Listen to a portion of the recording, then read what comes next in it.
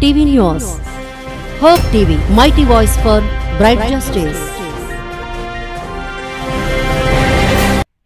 బండారు బ్రదర్స్కు ఘనస్వాగతం పలికిన గోపాలపుర దళిత వాసులు.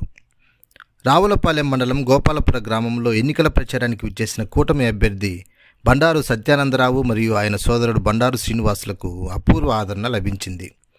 అన్నాతమ్ములిద్దరికీ దళిత సోదరీమణులు మంగళహారతులు పట్టి ప్రత్యేక స్వాగతం పలికారు.